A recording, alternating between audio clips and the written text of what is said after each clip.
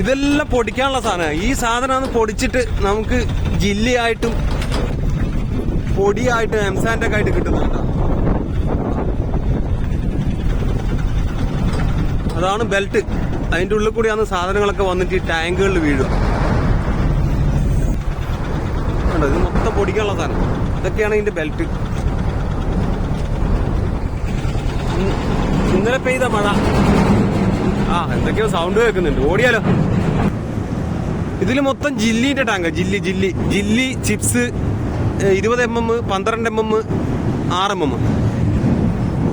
ഇത് പൊടി മാത്രമേ ഉള്ളൂ കേട്ടോ. ഇവിടെ എംസാൻഡും ബി സാൻഡും ഒന്നും കിട്ടൂല ഈ സ്ഥലത്ത് കേട്ടോ.